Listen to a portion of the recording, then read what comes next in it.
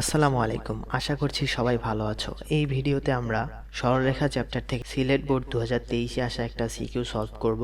তো আমাদের একটা উদ্দীপক দেওয়া আছে, ক নম্বরে বলতেছে এক্স অক্ষ এবং 5,4 বিন্দু হতে 1,t বিন্দুর দূরত্ব সমান হলে টি এর মান আমাদেরকে নির্ণয় করতে হবে। এক্স অক্ষ আর আমাদের 5,4 বিন্দু হতে 1,t বিন্দুর দূরত্ব।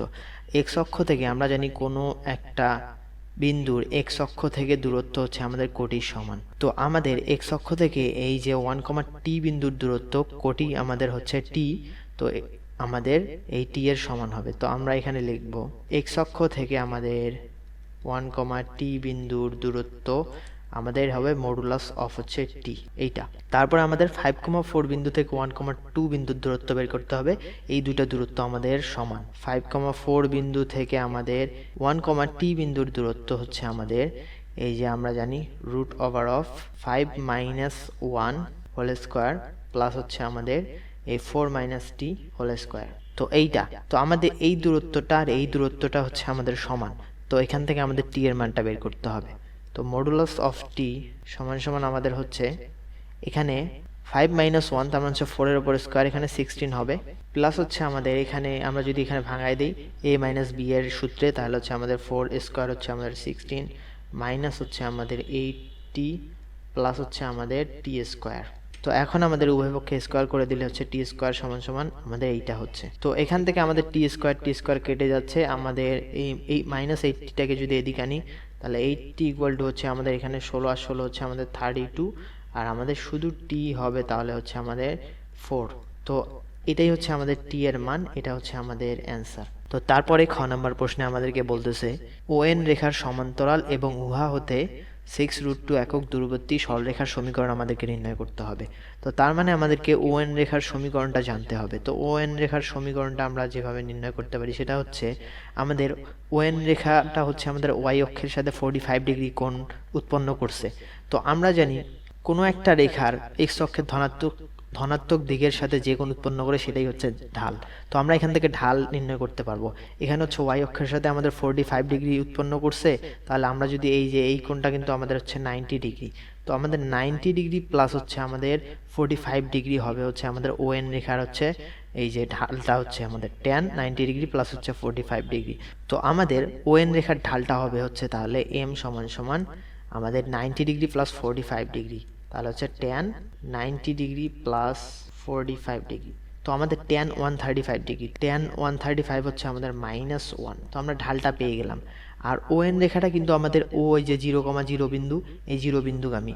তো আমাদের 0,0 একটা বিন্দু পাইছি, আমরা ঢাল পাইছি।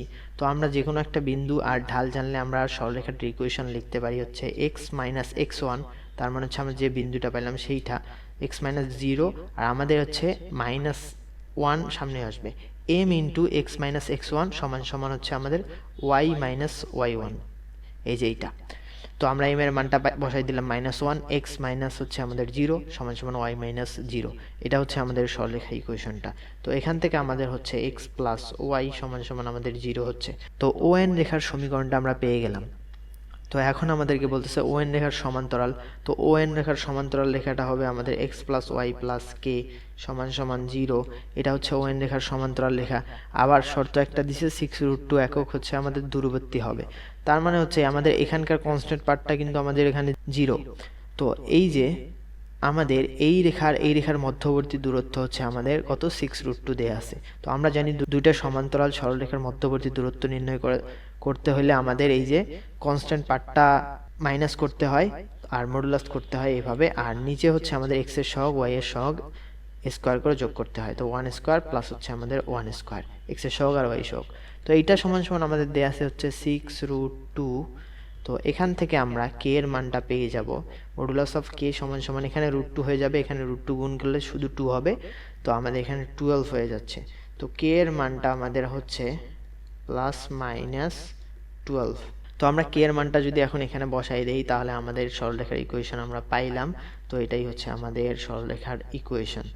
তো এটাই আমাদেরকে নির্ণয় করতে বলছিল, এটা হচ্ছে আমাদের অ্যান্সার। তারপরে গ নাম্বার প্রশ্নে আমাদেরকে বলতেছে ত্রিভুজ ও এ বি, এই যে ও এ বি এর ক্ষেত্রফল আমাদেরকে 18 বর্গ একক দেয়া আছে। এ বি এর সমত্রিখণ্ডন বিন্দু, তার মানে এ বি এর সমত্রিখণ্ডন বিন্দু আমাদেরকে বিন্দুর স্থানাঙ্ক আমাদেরকে নির্ণয় করতে বলছে। তো এখন আমাদেরকে যে কাজটা করতে হবে, এ বিন্দু আর বি বিন্দুর স্থানাঙ্ক পেয়ে গেলেই কিন্তু আমরা এ বি এর সমত্রিখণ্ডন বিন্দু আমরা পেয়ে যাব। তো এখন আমাদের কাজ হচ্ছে এ আর বি বিন্দুর স্থানাঙ্কটা নির্ণয় করা। তো তার আগে আমাদের এখানে দেখো, এটা হচ্ছে আমাদের এই 45 ডিগ্রি দেয়া আছে এই কোণটা। তো এখন আমাদের এই কোণটা 45 ডিগ্রি হলে আমাদের এই যে এইটা দেখো কিন্তু আমাদের এইটুক কিন্তু লম্ব, ও থেকে আমাদের এ বি রেখার উপর এইটা কিন্তু লম্ব। তো এখন এইটা আমাদের 90 ডিগ্রি, এটা 45 ডিগ্রি। তো এই কোণটা কি আমাদের 45 হবে না? 45 তাহলে 90, আর এটা হচ্ছে আমাদের 90, তাহলে আমাদের পুরা ত্রিভুজটার 180 ডিগ্রি হচ্ছে। তো আমাদের এই কোণটাও 45 ডিগ্রি হবে।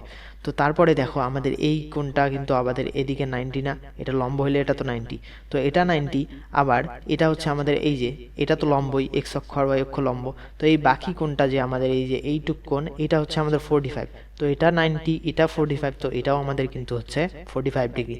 তার মানে আমরা কি বলতে পারি, আমাদের এই কোণটা সমান এই যে এই কোণ, তার মানে এই কোণ সমান বি কোণ।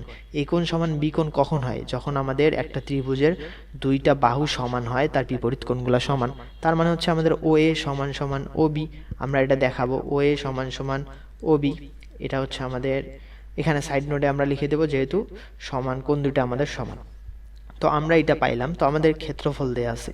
তো আমরা জানি ত্রিভুজের ক্ষেত্রফল হচ্ছে আমাদের এই যে হাফ গুণন ভূমি হচ্ছে আমাদের ও এ, উচ্চতা হচ্ছে আমাদের ও বি, হাফ গুণন ও এ ইন্টু হচ্ছে আমাদের ও বি সমান সমান আমাদের কত দেয়া আছে? 18 বর্গ একক দেয়া আছে। তো এখান থেকে আমরা এই যে ও এর জায়গায় আমরা ও বি বসাই দিতে পারি। তো ও বি স্কোয়ার আমাদের হচ্ছে, আর এই 2টাকে ওদিক নিয়ে গেলে হচ্ছে আমাদের 36। তো এখান থেকে আমাদের ও বি এর মানটা আমরা পেয়ে যাচ্ছি হচ্ছে আমরা 6। তো আমরা বি বিন্দুর স্থানাঙ্ক পাইলাম হচ্ছে আমাদের 0,6, আবার এ বিন্দুর স্থানাঙ্কটাও আমরা কিন্তু পাবো হচ্ছে -6,0, যেহেতু আমাদের এটা নেগেটিভ দিকে, এক্স অক্ষের ঋণাত্মক দিকে, তো আমরা -6,0 এটা পাবো। তো আমরা এ বিন্দু আর বি বিন্দু পাইলাম। তো আমাদেরকে সমত্রিখণ্ডন বিন্দু নির্ণয় করতে হবে এ বির। তো আমরা যদি এই সরলরেখাটাকে এদিকে এভাবে আঁকাই, তো এখন আমাদের এ বি হচ্ছে এটা সরলরেখা, আমাদের সমত্রিখণ্ডন বিন্দু নির্ণয় করতে হবে। এটা এ বিন্দু, এটা বি বিন্দু, আমাদের ধরলাম হচ্ছে এটা একটা সমত্রিখণ্ডন বিন্দু হচ্ছে আমাদের সি, আর এখানে আমাদের এই সমত্রিখণ্ডন বিন্দুটা হচ্ছে ডি। তো এই দুইটা বিন্দু আমাদেরকে নির্ণয় করতে হবে। তো আমরা অনুপাতের সূত্র এখানে ফেলাবো। আমাদের এইটুকু, আমাদের যেহেতু সমান 3 ভাগে ভাগ করে, তো এইটুকু অংশ হচ্ছে আমাদের 1 হবে। তো এইটুকু অংশ 1 হইলে আমাদের এইটুকু অংশ আমরা জানি হচ্ছে কত হবে? 2 হবে। তো 1:2 অনুপাতে আমাদের এই বিন্দুটা ভাগ করছে। তারপর আবার এই বিন্দুটা কিন্তু আমাদের এখানে এইটুক হবে হচ্ছে 2, আর এইটুক হবে 1, এগুলো আমরা জানি। তো এখন আমাদের এইটা যদি আমাদের x1 কমা হচ্ছে আমাদের y1 হয়, তো এটা আমাদের x1, এটা আমাদের y1। তো x1 y1 এর স্থানাঙ্ক আমাদের হবে হচ্ছে, আমরা এখানে লিখবো আমাদের অনুপাতের সূত্র থেকে আমরা জানি x1 সমান সমান লিখতে পারি এই 1 এর সাথে আমাদের এইটা এই 0 এর গুণ হবে এই ভুজটা, আর 2 এর সাথে আমাদের এদিকে মানে বিপরীতগুলো গুণ হবে, আমরা এই বিভক্তিকরণ সূত্র থেকে জানি। তো 1 এর সাথে আমাদের এই যে 0 হবে, তো 1 ইন্টু হচ্ছে আমাদের 0 প্লাস হচ্ছে আমাদের এই 2 ইন্টু হচ্ছে -6, 2 ইন্টু হচ্ছে আমাদের -6 ডিভাইডেড বাই হচ্ছে আমাদের অনুপাদ্বয়ের যোগফল। অনুপাদ্বয়ের যোগফল হচ্ছে আমাদের 1 + 2 3। তো আমরা x1 পেয়ে গেলাম, এখান থেকে কত? এটা 0 হয়ে যাবে, আর এটা -12 কে 3 দিয়ে ভাগ করলে হচ্ছে আমাদের মাইনাস। তো এখন আমরা y1টাও এখান থেকে বের করতে পারবো।